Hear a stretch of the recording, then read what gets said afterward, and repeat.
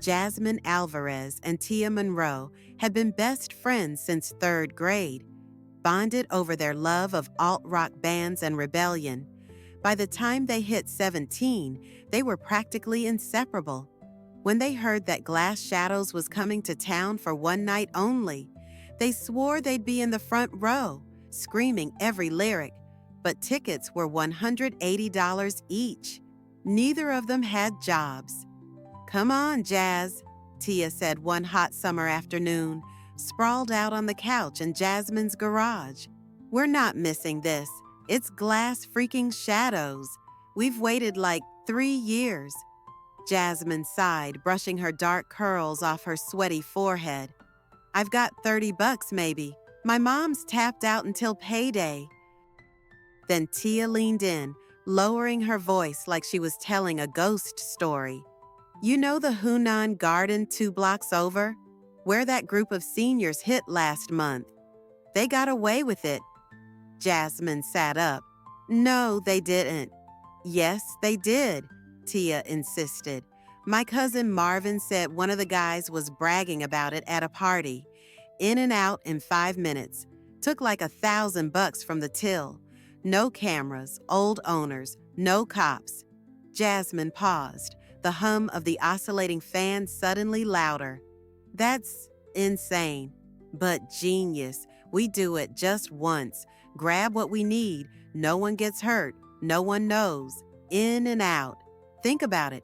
We get the money, see the concert, and that's it. Never talk about it again." Jasmine hesitated, heart pounding. She wasn't a criminal. Neither of them were.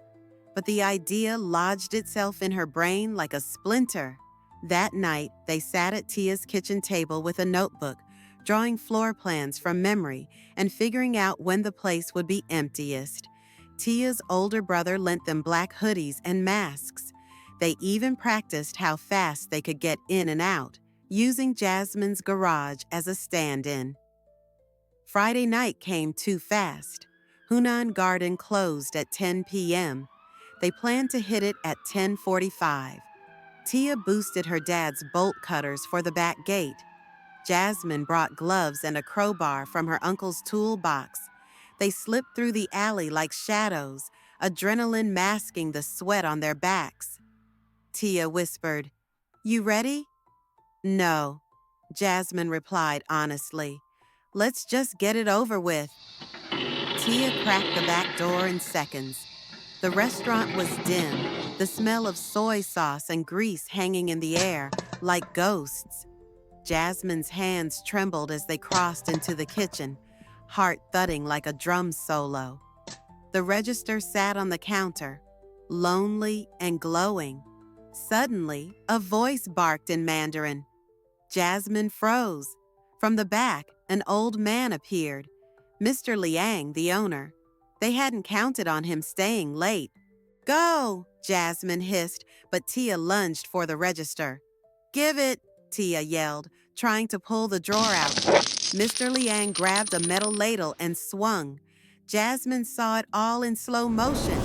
Tia shouting, the old man swinging, the blur of motion.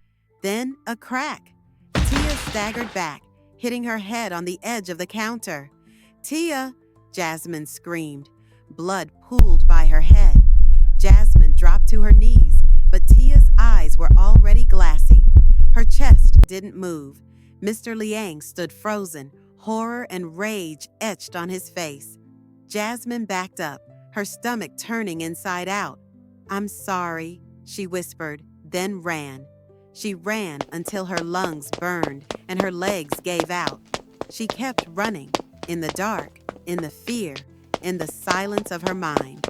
2 days later, Tia's death was ruled an accident, an attempted robbery gone wrong. The news called it a tragedy of youth. Mr. Liang wasn't charged.